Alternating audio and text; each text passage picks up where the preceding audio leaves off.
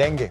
Aviso o alerta sanitaria, la reforma educativa y el frente de gobernadores por el presupuesto es lo que estaremos abordando hoy aquí en Controversia.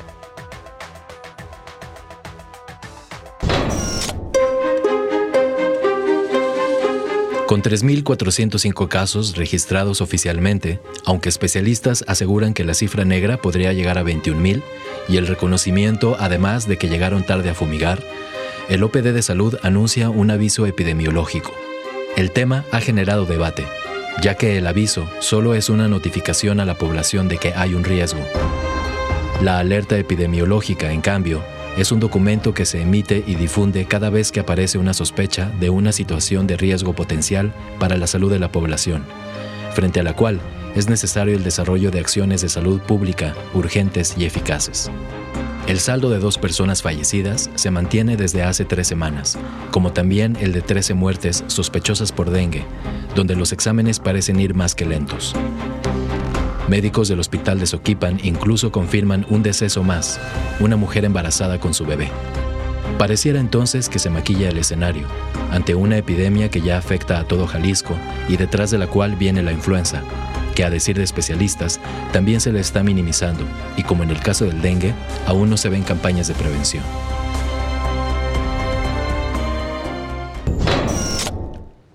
Y como se van moviendo las cifras de manera constante, de hecho se habla de 22 decesos por esclarecer si fue realmente el dengue la causa de los mismos. Pero así iniciamos en Controversia, le invitamos a quedarse con nosotros, mantenerse al tanto de todos los temas que estaremos discutiendo. Sonia Serrano, buenas noches. ¿Qué tal? Muy buenas noches. Agustín del Castillo. José Ángel, ¿cómo estás? Saludo a toda la mesa. Julio Ríos. Buenas noches, saludos a todos y al auditorio. Pues entramos en materia con el que saluda a la mesa en vez de a los compañeros. Bueno, la mesa. No, bueno, la mesa es una metáfora, o sea, bien. Vamos enriqueciendo el idioma, por favor. Adelante, por favor. A ver, se juntan varias cosas desafortunadas porque algo leí yo la semana pasada que dijo el gobernador que me sonó a pretexto, aunque sea verdad, de que había una cepa mucho más agresiva en el caso del dengue que estábamos padeciendo en Jalisco. No termino de entender por qué el dengue de Jalisco tiene esa cepa y otros dengues de Michoacán o de Colima o de Nayarit no lo tienen. No, sí, es verdad, pero es el serotipo 2, sí, el más agresivo, el que está sí, más... de hecho, más bien yo digo que suena a pretexto, aunque sea verdad, porque es evidente que no hubo el trabajo que habían tomado los años previos las administraciones, desde las municipales y estatales y federales, para tratar de hacer, todo el mundo recordamos en las colonias cómo pasaban los vehículos esos que estaban pues con el insecticida para evitar que las zonas donde se tiene la reproducción, el mosco, pues se pudiera dar, y que además hay una falla también seria en el sistema de educación a la salud, porque mucha gente no sabe lo que implica un espacio con agua estancada. Ahí es donde se va a dar el criadero del mosco, sea el que trae el dengue o sea cualquier otro tipo de mosco. O sea, aquí hay varias fallas, pues faltaron campañas de información, o alguien de ustedes las vio. Yo no las vi, las campañas previas de información. Lo que sí recojo de lo que él señala de la cepa más agresiva es que a la falta de habilidad para asumir una responsabilidad por parte, yo diría, de los 3 niveles de gobierno, se da también un contexto en el cual estas enfermedades van a convertirse en un desafío para las sociedades que estamos enfrentando, un tema que es mundial, un tema que se está discutiendo en todos los puntos del orbe, sobre todo a raíz de la famosa marcha en Nueva York y en muchos lugares del mundo con la muchacha, la adolescente activista Greta Thunberg. Espero que no me esté escuchando porque seguramente lo pronuncié mal, pero es evidente que tiene que ver con el cambio climático. O sea, el dengue de por sí, si uno remonta a los años 90, 80, no era un problema de salud pública a esta altitud. Guadalajara no tenía un registro de dengue, pues quizás lo tenía Tonalá, claro, porque es más bajo. Pero entonces hemos visto cómo gradualmente se pone mucho más problemático. El calor está generando que estos vectores vayan colonizando estos espacios y las grandes ciudades ya están enfrentando el problema. Y esto es el dengue. Van a venir otro tipo de problemas, por ejemplo, la rabia y las enfermedades que transmite el murciélago vampiro para el ganado, que es un problema normal en Autlán, seguramente en algún momento lo vamos a ver en los Altos y en la zona del semidesierto, donde siempre los lecheros han dicho que les gusta ahí producir, aunque no haya agua, porque están al margen de enfermedades. Vamos a tener que enfrentar una serie de desafíos tremendos en la economía, justamente por este cambio del patrón del calor, más allá del tema también de lluvias que nos ha hecho crisis este año, que valdría la pena también en algún momento apuntarlo. No habíamos tenido una granizada como la que se vivió a fines de junio aquí en Jalisco, aquí en Guadalajara, perdón. Son varios llamamientos que nos indican que no estamos tomando en serio esta narrativa que es la realidad misma, que es cómo se están alterando las condiciones climáticas. Es una crisis climática tremenda y si lo sumamos a la falta de cuidado de las autoridades que tendrían que ser competentes, que legalmente son competentes, pero tengo mis dudas si en la realidad han sido competentes, pues es un problema enorme el que se viene ya. Lo lamentable es que nada se está haciendo, o poco se hizo en su momento para prevenir, y también pareciera que lo que se está haciendo para atender el problema, para hacerle frente, para tratar de frenar en medida de lo posible, pues resulta completamente insuficiente. Es decir, aún y con todo, no hemos visto una campaña más allá de la mediática, Sonia, agresiva en las colonias, coordinándose ya las autoridades sanitarias con los ayuntamientos, por supuesto. Que ese es el problema. Yo creo que hay una parte de razón en todo. Esto que señalaba Agustín, que se le puede cuestionar o que puede parecer un pretexto por parte del gobernador, no es un pretexto, es jugar con la verdad, digamos, de alguna manera, para justificar lo que no se está haciendo. Más o menos en la explicación que han dado los expertos, no es que nosotros lo sepamos, pero es ciertamente el mosco se ha ido modificando de manera tal que es más resistente a algunos de las sustancias que se usaban para ahuyentarlo o para eliminarlo, y además en esta transformación ha cobrado mayor agresividad en lo que tiene que ver con el padecimiento, seguramente, ¿no? A nombre de la naturaleza. Así es. Y lo que también creo es que aun cuando haya campañas y aun cuando traten de responsabilizar a los ciudadanos de cuidarse y de eliminar cacharros, es cierto, puede ser una parte de responsabilidad, pero hay otra, es que el tema está rebasado. A ver, quienes estamos trabajando todo el día, ¿en dónde te encuentras con los mosquitos? Pues en el café al que fuiste a hacer una entrevista, en el lugar donde comiste. Es decir, para que esto que dice la autoridad no está haciendo la población fuera verdad, tendrías que descacharrizar todo, poner un mosquitero en tu cama, acostarte y no moverte de ahí para no correr riesgo. Hay que ver qué traje inventas para ir por la calle sin tener... Exacto, porque fíjate, sin correr tú hablas ese de la riesgo. Descacharrización a nivel domicilio y eso sí es responsabilidad de nosotros, pero ¿cuántas colonias no tienen cuerpos de agua, arroyos, lugares estancados? Baldíos que abusan de la ciudad. Porque hay puntos en donde es más delicado. Está el caso de Huentitán, perdón. ¿Por qué? Por la barranca, por la cercanía de la barranca. Porque no nada más es el agua, también es los mosquitos encuentran una forma más fácil de protegerse donde hay vegetales, donde está la hierba, en los árboles, cualquiera que tenemos plantas en nuestras casas. No, pero incluso en las plantas, ahí hay... Son organismos pequeñitos. Exactamente, pues. Entonces es muy complicado en el momento en el que estamos protegerte o estar en un espacio 100% protegido. Puedes hacerlo en tu casa y más con tus hijos, seguramente pues les pones repelente, pero luego ya van a la escuela y en la escuela el trato, las condiciones son diferentes o salen a jugar o lo que sea. No puedes justamente ponerte un traje para protegerte 100% del zancudo. Y la otra parte que es muy delicada y que aquí sí es responsabilidad por completo de las autoridades, es la insuficiencia de los servicios médicos y que casos que podrían ser abordados de manera inmediata se están retrasando, y la falta de información. Por ejemplo, se dice no hay reactivos suficientes para hacer todas las pruebas de quienes están acudiendo con síntomas de dengue. Pero al mismo tiempo, lo que han dicho los expertos es, en realidad, la confirmación de si es dengue o no es tan importante porque los reactivos no son inmediatos. Claro. Tardan alrededor de una semana en conocerse los resultados, que es básicamente el tiempo que tarda el padecimiento. Entonces, el reactivo sirve para el que lo obtiene grave, ¿no? El padecimiento grave. Sí, sobre todo hay una parte que tiene que ver, creo, con la pérdida de plaquetas, que en esa sí no necesitas el reactivo, sino cuando una persona presenta otro tipo tipo de síntomas que son más delicados, entonces haces la prueba para saber si tiene las plaquetas suficientes o no. Es decir, creo que más bien ha hecho falta capacidad de la autoridad para atender médicamente el problema, y esto es lo que tienen los centros de salud y los hospitales públicos rebasados.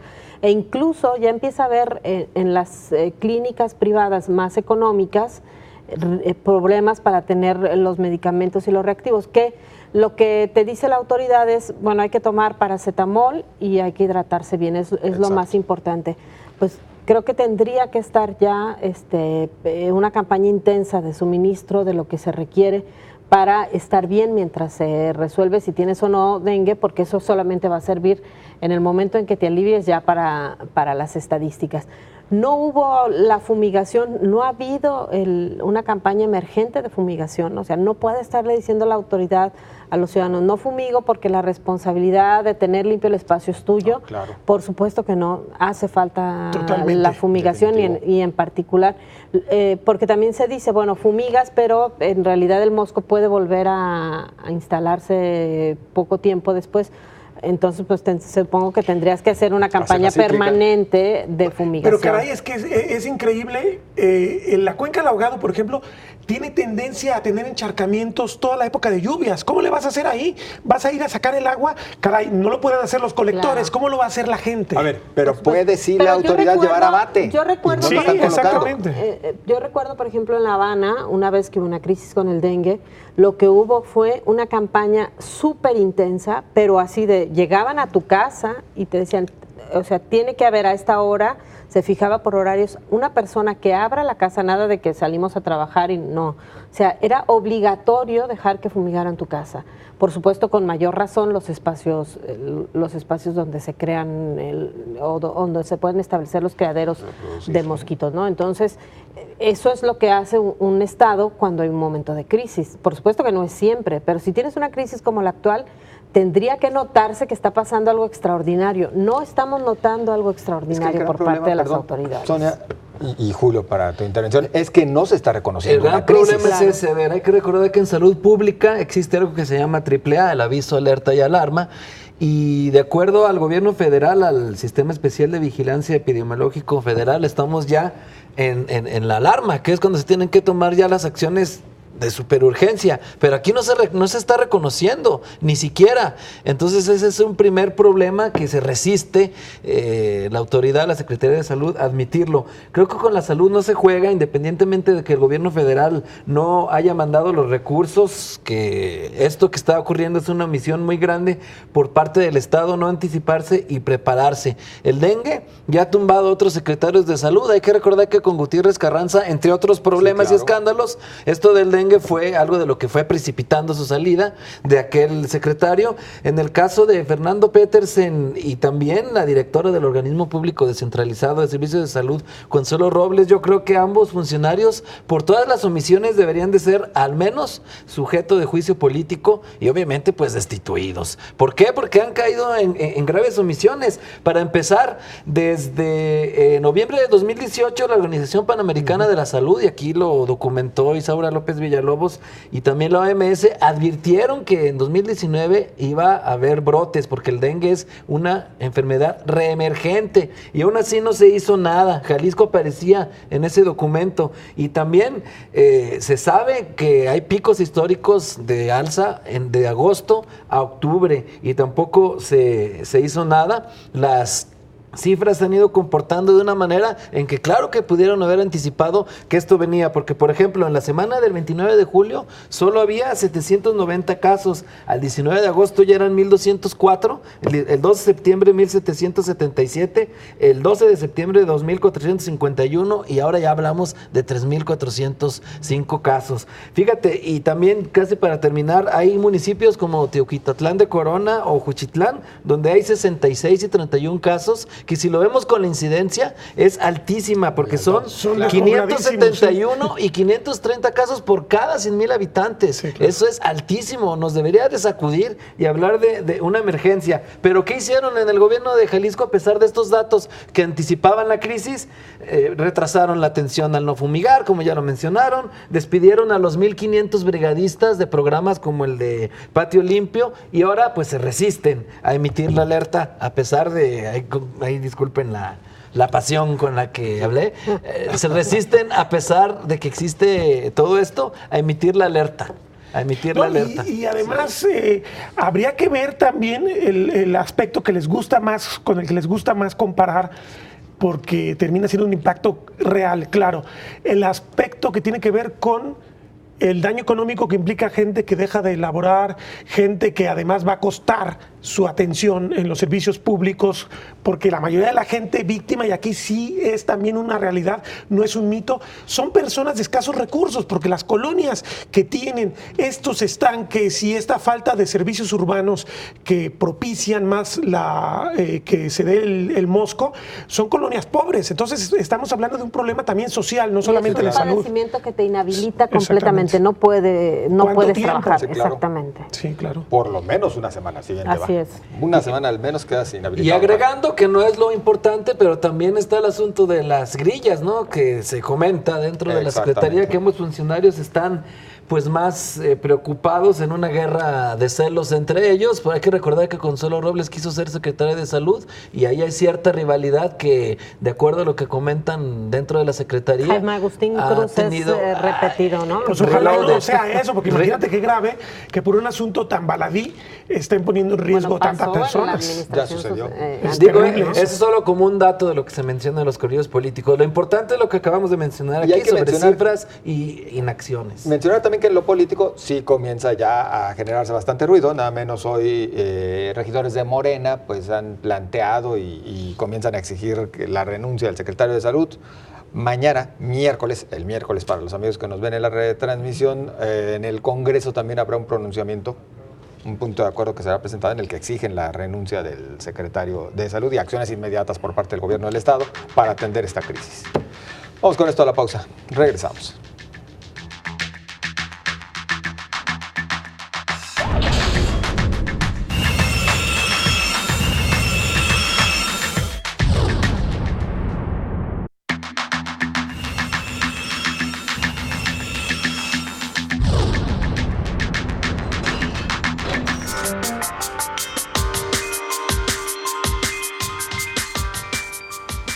El gobernador Enrique Alfaro declaró que no está en mi agenda de interés el romper la unidad del país.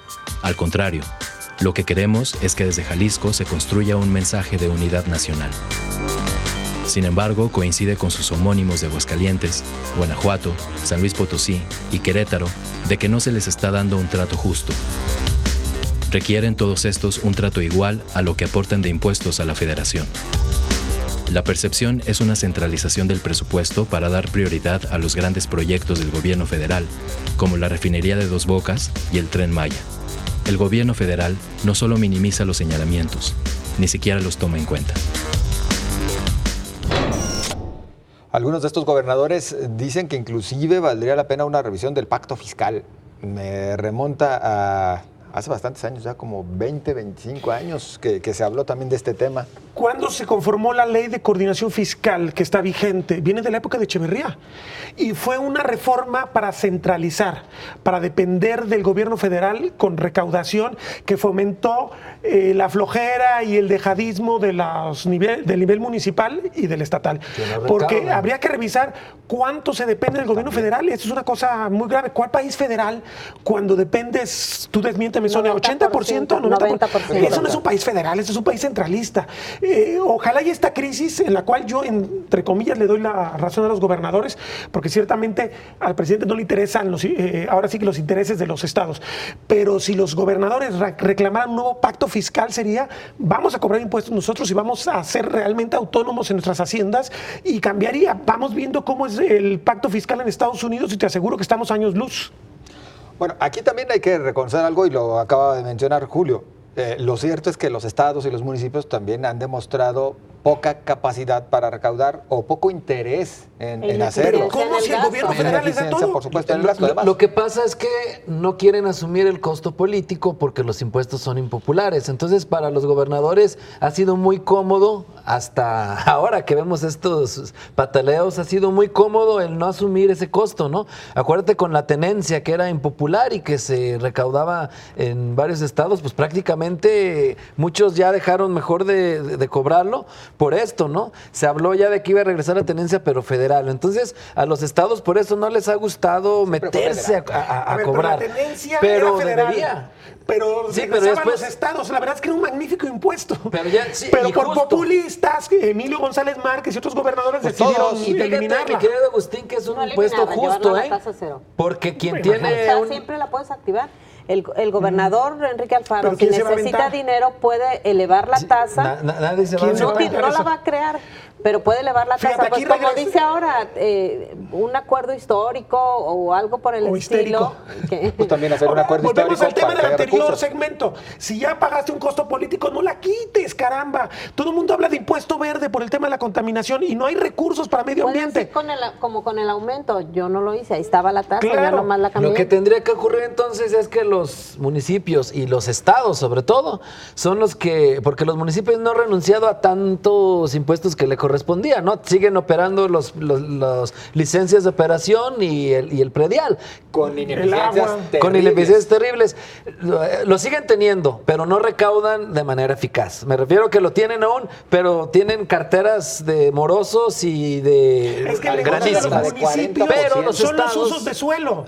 Pero eso es terrible, porque pero esa es otra cosa, porque se lo están llevando los valor a la tierra. políticos. La clave de la crisis que se generó ambiental, social y económica con el Bajío fue porque un presidente municipal decidió que eso tenía uso urbano.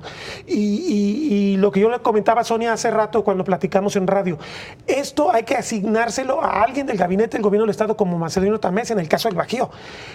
Le das uso de suelo al territorio y le estás dando un valor estratosférico para la especulación. ¿Dónde está el beneficio de la ciudad? Caray. Efectivamente. Entonces, pues los estados tendrían que empezar, número uno, a crear algunos impuestos justos que a muchos no les van a agradar, pero por ejemplo, ese de la tenencia es justo, porque pues quien tiene un auto se supone que tiene un mayor nivel adquisitivo que el que no. Entonces es progresivo, es además es el justo auto genera un y genera un impacto ambiental. Claro, tienes que pagarlo. Y segundo, al tener nuevas herramientas de recaudación, hacerlas eficiente, que no haya morosos, porque si no, de nada va a servir. Entonces, sí se requiere, pero también los estados deben de poner de lo suyo. Entonces, yo creo que por último van a terminar arreglándose, así como el otro año van a terminar el López Obrador cediéndoles, no en todo, pero pues tiene que haber algún acuerdo. ¿No le cedió nada?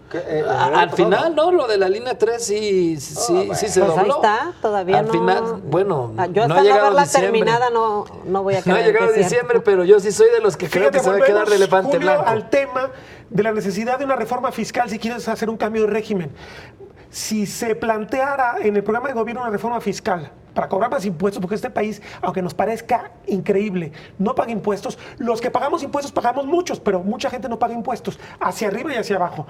Si se planteara una reforma fiscal y una nueva coordinación fiscal, a los mismos que pagan siempre se les carga. Realidad, y podríamos hablar de un federalismo que no existe más que en el discurso, y podríamos hablar de que hay recursos para programas sociales. Mientras no se haga esto, vamos a seguir peleándonos cada año. Oye, y es que ya para terminar, eso del centralismo es histórico, porque aquí se hizo la república inventada, o sea, no fue auténtica como en Estados Unidos, que sí habían estados que eran autónomos y se unen en una fue líder del federalismo república. En el siglo XIX, Prisciliano Sánchez, pero fracasó el federalismo, ganó la guerra contra los conservadores y centralistas, pero en los hechos la ganaron ellos, y Porfirio Díaz fue un presidente federalista profundamente centralista. Eso nos marcó para siempre. Aquí en los hechos siempre ha sido centralista. Sí, estoy de acuerdo. Siempre ha sido. Sí. Lo que López Obrador está demostrando es que tiene un enorme colmillo político, porque al final de cuentas lo que está haciendo también es quitarles a los gobernadores, es decir, para que ya no sean los intermediarios del presupuesto. Los presupuestos siempre son una cuestión política, jamás han atendido a las necesidades del país.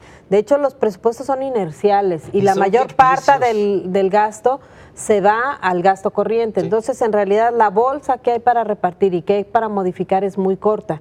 Esa es por la que están peleando. En realidad, tampoco los gobernadores están peleando a fondo que cambie el sistema de distribución. Pelean por la ¿Por qué? piñata, Porque como se le conoce. los gobiernos de los estados y los municipios no han recibido menos en participaciones y en aportaciones y siguen teniendo en la bolsa de participaciones un poco de libertad para disponerlos. ¿Cuál es el problema, por ejemplo, ahorita con las participaciones?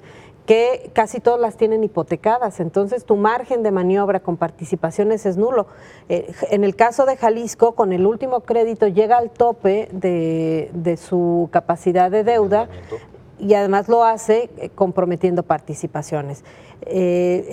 Los arrendamientos y los PPS que se han estado contratando van con cargo a participaciones. Y entonces, ¿esto qué significa? Que el margen de movimiento es distinto. No es que no te hayas endeudado con PPS o con arrendamiento. Eso cuando recibas la participación la vas a usar para pagar. Es decir, sí hay una manera de definir cuáles son las prioridades de los estados. Lo que están peleando es la otra bolsa, la que va a infraestructura y la que define proyectos. Esta tampoco bajó ni en 2019 y aparentemente tampoco estaría bajando en 2020. El problema aquí es que quien está decidiendo a dónde se va esa bolsa, que es tan pequeña, es el gobierno central y no los gobiernos de los estados. Proyectos terribles como el Tren Maya y la Dos Bocas. Pero es que antes pasaba, o sea, ¿por qué Peña Nieto le apuesta a Tren Ligero de Jalisco y no le apuesta a proyectos grandes en el sureste? Por decirlo, porque era amigo de Aristóteles, era un gobernador al que el PRI le estaba apostando y decide que un gran proyecto iba para Jalisco. Que además este proyecto vino a darle al traste al gran proyecto de Felipe Calderón para Jalisco con Emilio González Márquez, que era la Ciudad Creativa Digital, que terminaron en un megaproyecto millonario, dejándolo en unos edificios chiquititos que les van a permitir detonar con la diferencia, tu observación, que los proyectos de López Obrador son imposición sobre las propias poblaciones y los intereses de los pueblos originarios.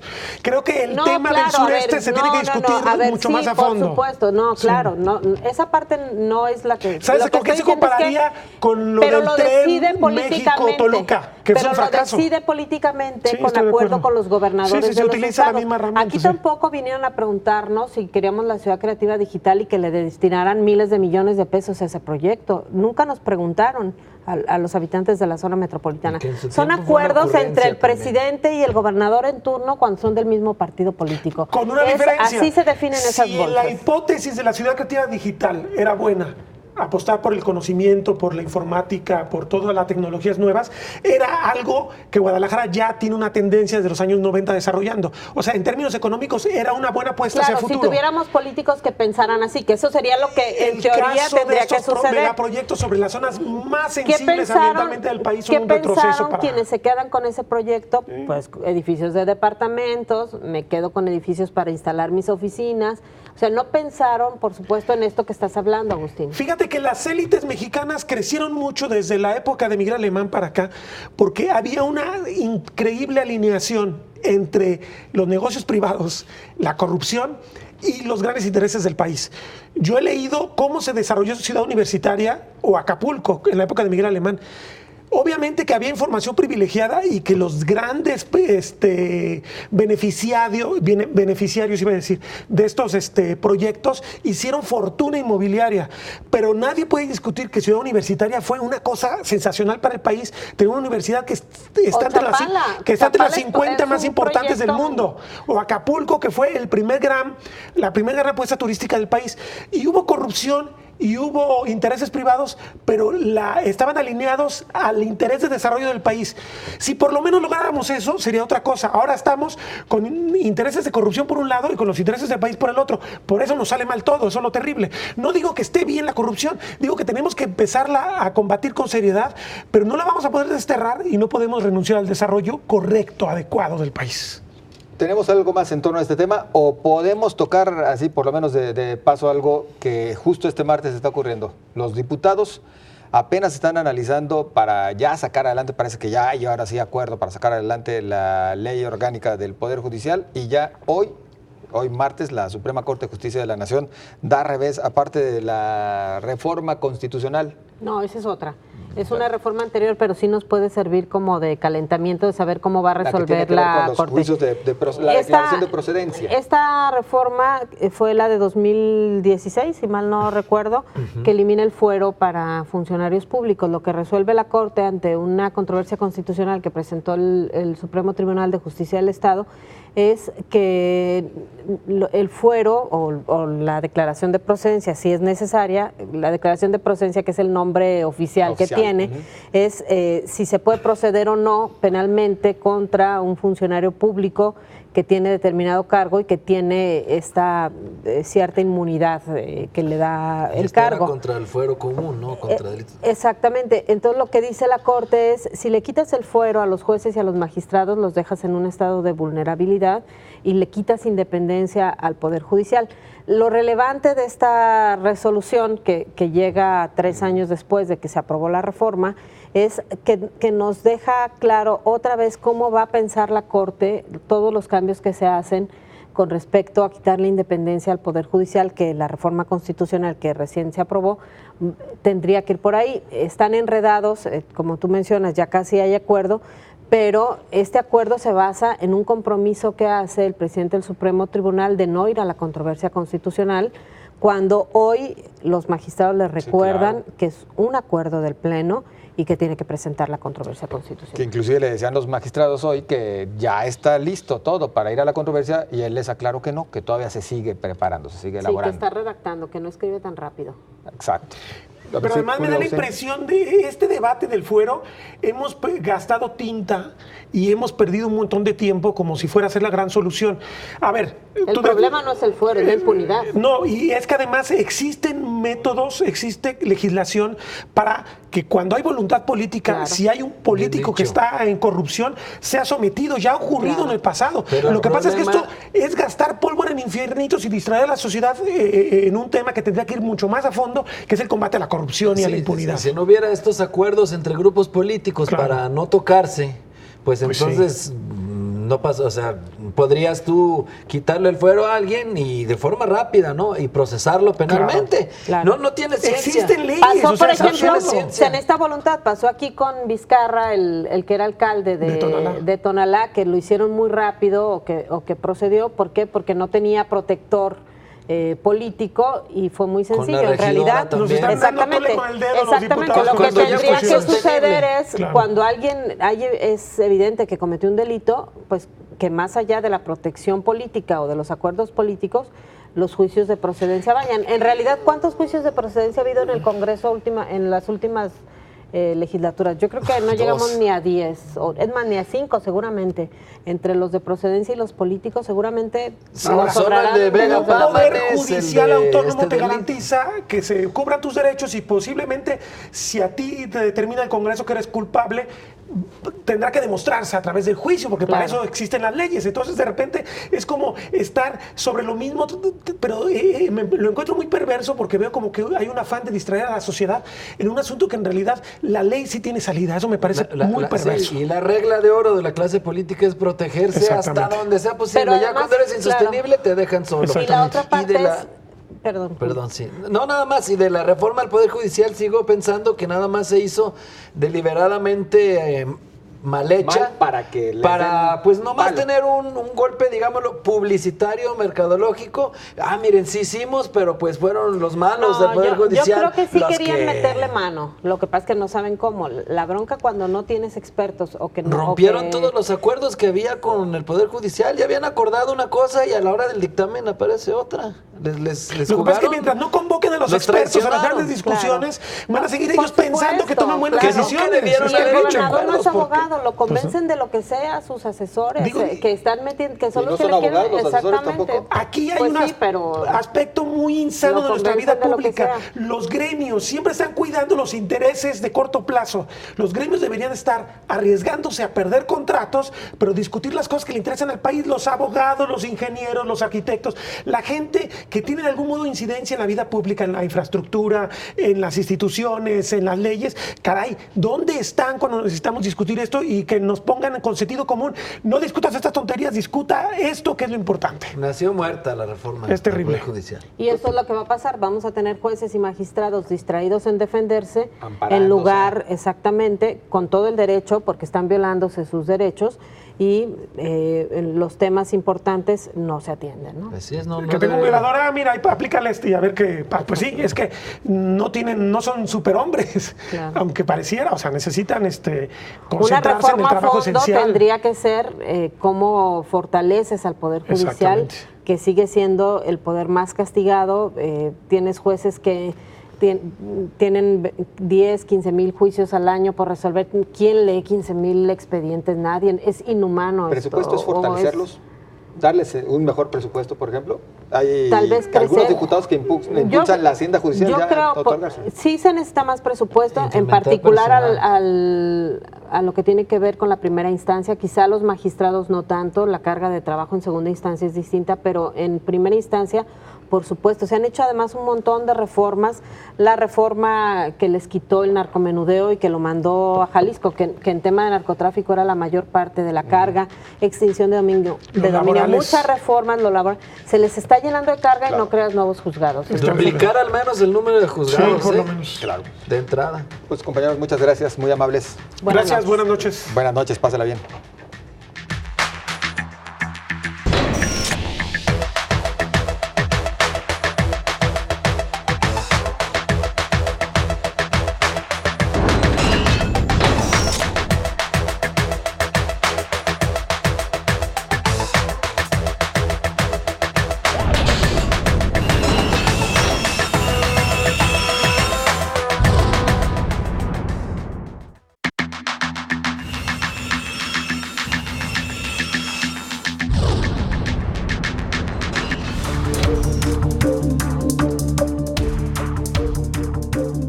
El gobierno federal finalmente sacó adelante las leyes secundarias y sepultó la reforma educativa, que había sido aprobada el 20 de diciembre de 2012 y promulgada el 25 de febrero del 2013 por el entonces presidente Enrique Peña Nieto, calificada hoy de impuesta y violenta. En medio de manifestaciones de la CENTE y el Palacio de San Lázaro sitiado, los legisladores votaron las 3 leyes que le vinieron a dar la puntilla a la anterior ley. Desaparecen los exámenes de diagnóstico para acceder a una plaza y mantenerse. No quedó ni una coma, advirtieron. Sin embargo, con ella la coordinadora tiene decisión sobre las plazas de docentes y da el pase automático a los normalistas. Hay quienes prevén 40 años de atraso en la educación. Las escuelas privadas preparan amparos y la Unión de Padres de Familia realizaría una manifestación en octubre, como parte de una serie de acciones de defensa contra las decisiones que, aseguran, van a hundir al país. Bueno, algunos dicen que no hay tal.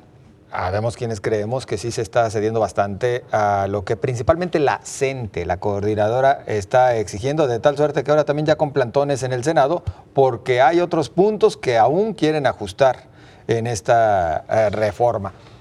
Sonia, ¿para atrás o para adelante? ¿O seguimos igual de estancados en materia educativa? A ver, para atrás porque le dieron para Le atrás dieron para a la atrás a la reforma, anterior eso reforma. es evidente. ¿Es mejor o es peor la condición en la que quedamos? No sé, porque creo que la otra reforma tampoco arrojó nada positivo al sistema educativo. Creo que mientras el tema de la educación siga utilizándose de manera política y no haciéndose una revisión a fondo, lo que se haga va a ser siempre insuficiente. Lo fue con Enrique Peña Nieto y lo está haciendo ahora, por supuesto, con Andrés Manuel López Obrador, que quizá lo que habría que reconocerle a López Obrador es que con esto cumple el compromiso que había hecho con los maestros, no solamente con los de la CENTE, sino con los maestros en general, de echar abajo estas reformas que quedó confirmado, eran más persecutorias y no se enfocaban a lo realmente importante que era la educación. Lo que tendría que suceder entonces es sí ir a un nuevo proyecto educativo que le permita a este sector pues eficientarse, mejorarse, capacitarse y sobre todo que quienes están a cargo de la educación de los mexicanos pues estén capacitados y bien pagados, pero esto tampoco está pasando ni está en los planes, es por eso que también hay muchos cuestionamientos a esta determinación. ¿Quiénes están molestos porque se echan abajo las reformas o porque se hace esta contrarreforma que elimina lo que se había hecho?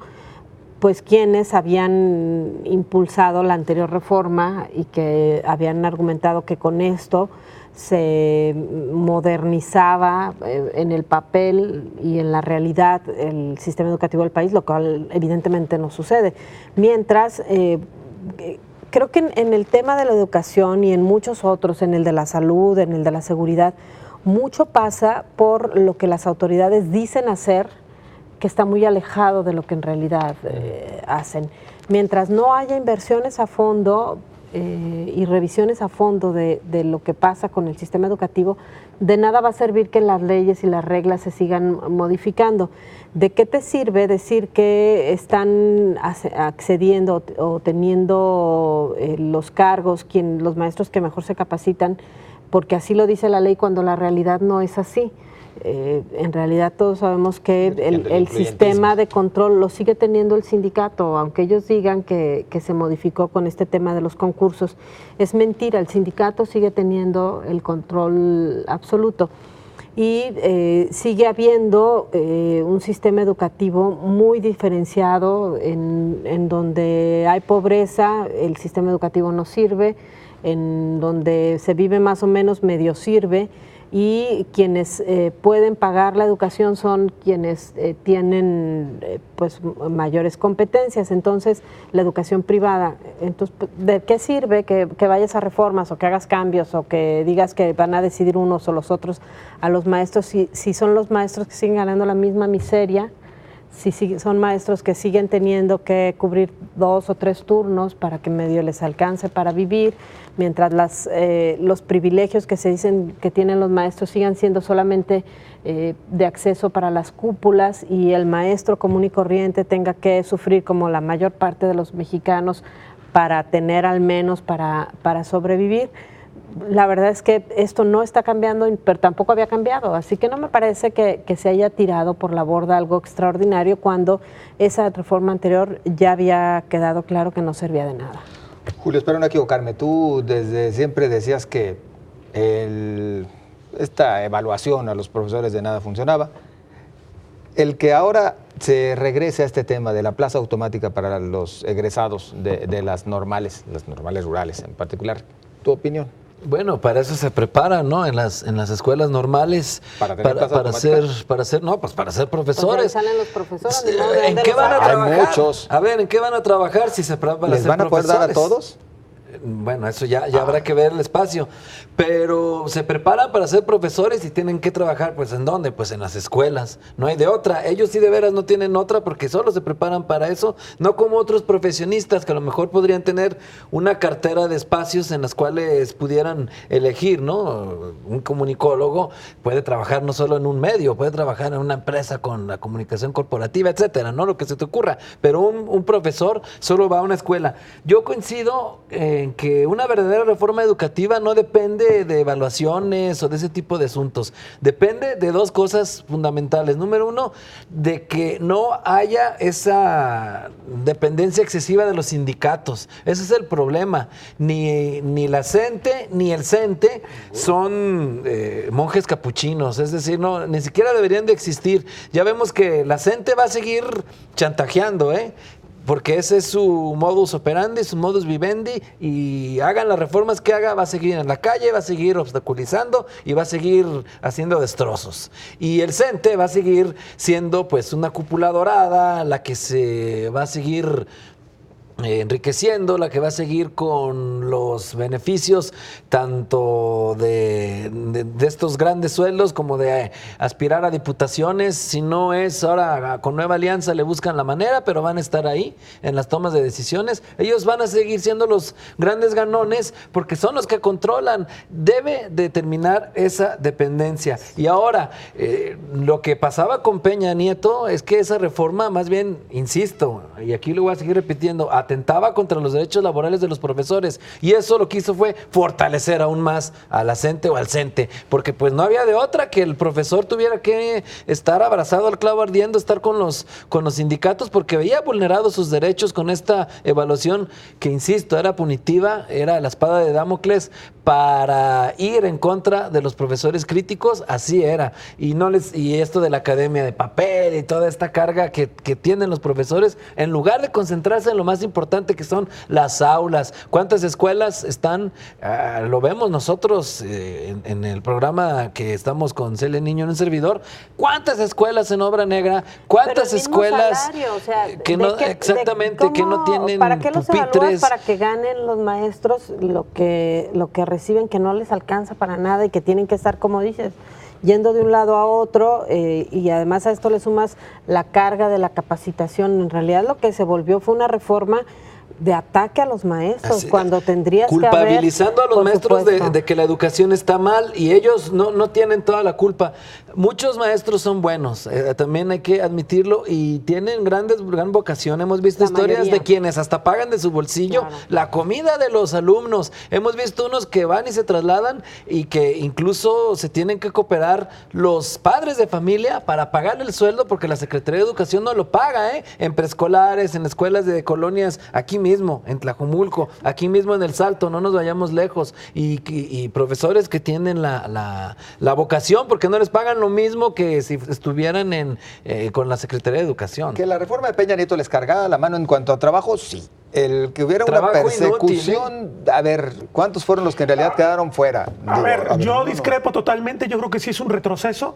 Yo creo que la reforma de 2013, si bien es cierto que no es una reforma completa de un sistema educativo, era fundamental porque el Estado estaba regresando a una tarea que es medular. Tan fundamental porque que mejoramos nuestros niveles de educación. No, bueno, este Nunca es un proceso llegamos a histórico. mejorar, que Estamos ya, hablando por de fin, un siglo gracias a la de reforma de taras Peña que se tenían que estamos enfrentar. en primer lugar en matemáticas. Bueno, si me dejan argumentar, les explico. De nada sirvió, Agustín.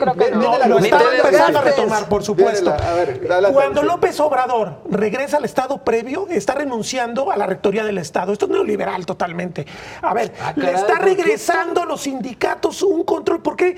Tú te has preguntado por qué los eso sí, sindicatos... eso A ver, sí espérame, está mal. Julio. Pero ¿Por de qué eso los depender sindicatos la estuvieron 6 reforma años a la de defensiva Peña? contra Peña Nieto? ¿Era porque estaban felices o estaban enojados? Esa era porque estaban enojados. Sí, pero... Obviamente, pueden ustedes narrar un montón de historias en las cuales hay injusticias, en las cuales hay abusos, eso no en las se puede cuales... la A ver, reforma de Julio, Peña. déjame... Sí, claro que sí. Hay que regresar para irnos a otra adelante. Julio, tienes que empezar por algo. Y el control tiene que ser a través de ese instrumento laboral. Fue efectivamente una reforma laboral.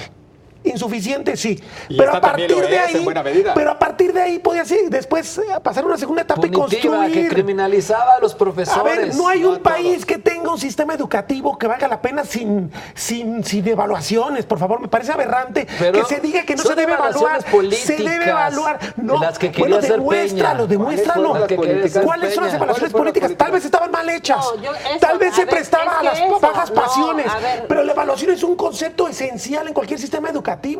Así como tampoco podemos hablar de un sistema educativo pues, de pase automático. Por ejemplo, para que entres a la universidad o entres a la prepa, tampoco podemos hablar de un sistema educativo que te garantice el empleo. Necesitas ir ajustando el proceso educativo, las instituciones, a la realidad del país. Pero Para no podemos empezar, aspirar, nadie dijo que está no en contra podemos de aspirar evaluaciones, a construir un sistema moderno de educación si no tenemos evaluaciones y se elimina el Instituto de Evaluación. Tiene defectos, volvemos a la discusión que hemos dado. Ese Volvemos a la instituto ya discusión. tenía más poder que la SEP, Volvemos- hazme el favor. Bueno, tenía que tener poder porque iba a ser evaluador. Sí estamos de acuerdo muchos en las Modifiquemos evaluaciones, las pero no como tú instituciones. dices. Hagamos que funcionen bien, hagamos que el abuso sea castigado, no las destruyamos. A mí me parece que volvemos a cero. Y lo más preocupante es que esa acusación que ustedes hacen, con la que coincido, del poder de la coordinadora y del sindicato, en realidad vamos a volver al estado previo. Si ya había dado el costo político Peña Nieto, caray, aquí lo tomo Mejórala desde otra y vamos instancia. haciendo entonces, a ver, en lo que estuviste mal.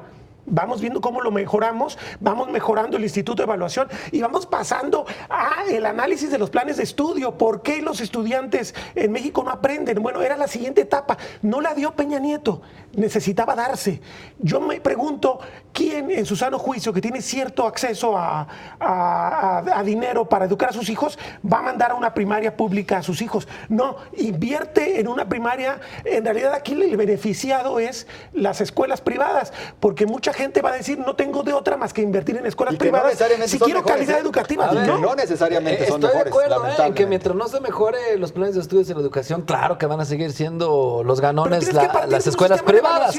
Eso estoy de acuerdo, pero de eso defender la reforma de Peña me parece esquizofrénico, Agustín. No, es que Peña ya había pagado el costo político. Esa argumentación es buena. Ya se había pagado el costo político y ahora más bien pareciera que lo que está haciendo López Obrador es pagar también.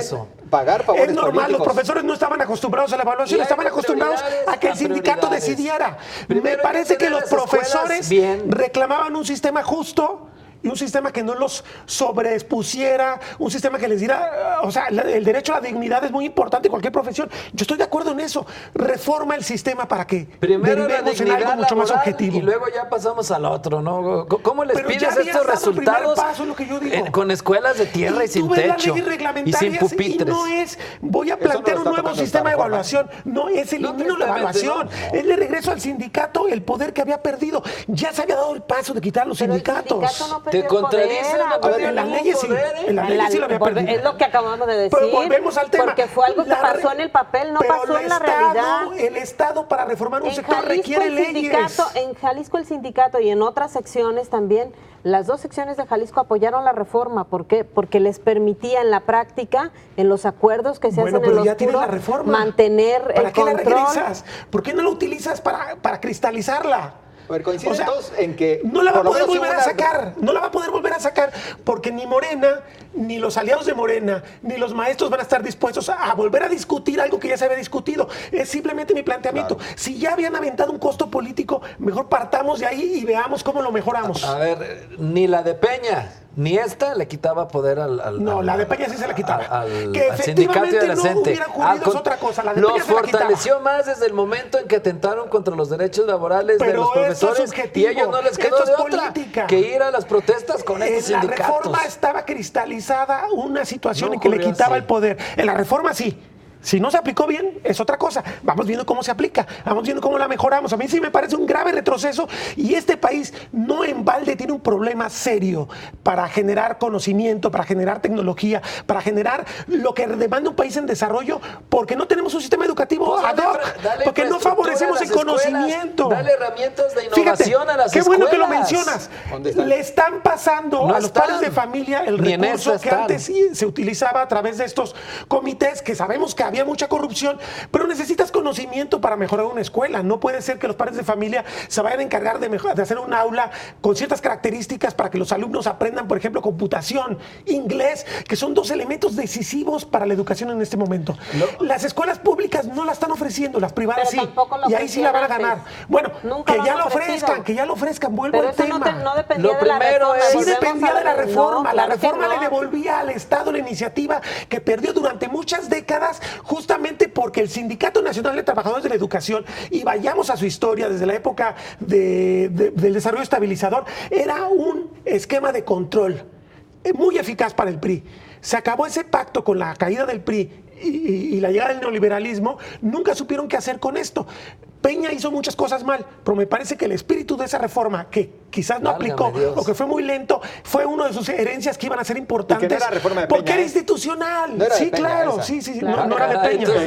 En los acuerdos que hizo Peña al inicio de su administración, la reforma educativa no salía del PRI o de Peña Nieto. Entonces, en esta hubo mayor injerencia de Acción. No, ni siquiera de Acción Nacional, fue entre Acción Nacional y el PRD, principalmente, quienes le metieron mano para la reforma educativa. Pero es que, olvídense de Peña, un país que se quiere modernizar necesita modernizar su sistema educativo. Bueno, ese es otro cantar. Esto que acaba de ocurrir es un verdadero lastre que quién sabe cuándo nos vayamos a recuperar. Por lo menos esta administración yo no veo que vuelva a llegar una verdadera reforma educativa. Lo que necesitamos es que no haya dependencia de los sindicatos y modernizar las escuelas con infraestructura. No debiste entonces haber eliminado lo que había avanzado. Innovación, porque las condiciones precarias en que están las escuelas sin pupitres y sin ni siquiera pizarrones, te invito a que las veas todos los lunes. Las conozco, tengo 30 años conociéndolas. Tenemos la sección de escuelas en directo a las 3 de la tarde. El control del sistema educativo.